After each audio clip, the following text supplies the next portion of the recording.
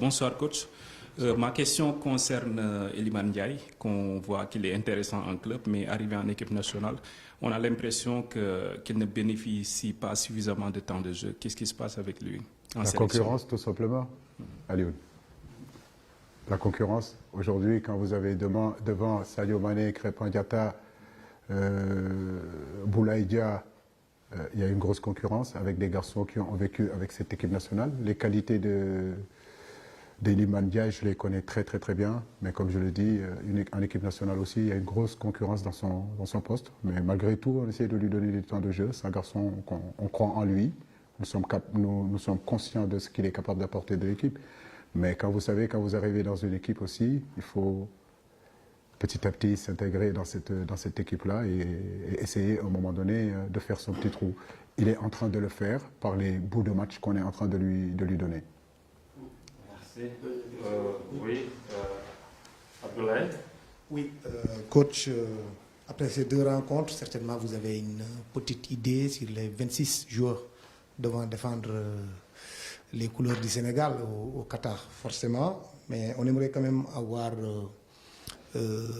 qu'est-ce qui devrait être au-delà de ce que vous avez dit, un complément supplémentaire pour vous permettre d'avoir un bon effectif par rapport aux critères.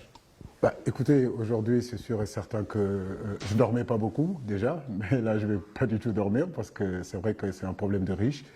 Aujourd'hui, j'ai beaucoup aimé la mentalité de ce stage-là. J'ai beaucoup aimé le volume de travail qu'on a proposé à nos garçons et que tout le monde a répondu. Effectivement, ça augmente encore plus de choix en ce qui me concerne. Ça apporte un peu plus de concurrence aussi.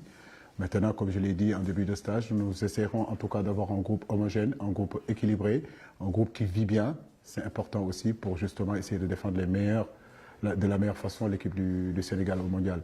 Mais effectivement, tout ce que j'ai vu, qu'est-ce qu'il peut y rajouter? Peut-être c'est Edouard Mendy, c'est Niakate, c'est d'autres garçons qui sont blessés ou bien qui ne sont pas compétitifs aujourd'hui, Saliou 6, qui vont venir renforcer encore mes soucis de choix à la fin.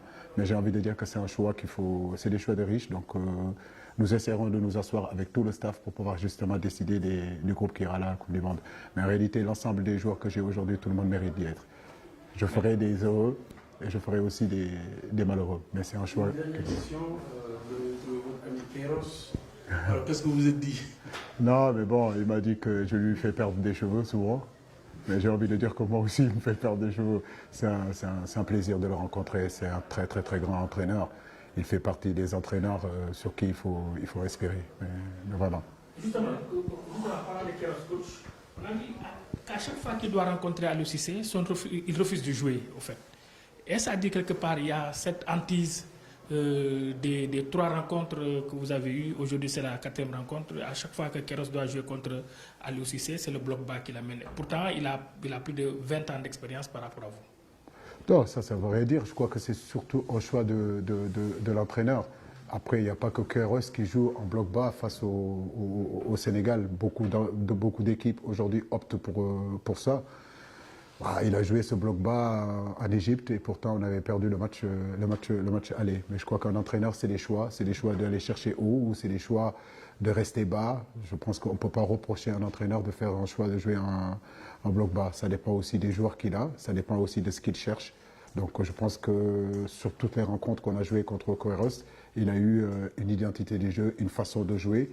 On le savait et c'était à nous de nous adapter. Malgré ce bloc bas, malgré qu'ils aient joué défensivement, j'ai envie de dire qu'on a trouvé quand même des opportunités de rentrer dans le bloc, de contenir le bloc, d'apporter des centres, de chercher des 1-2.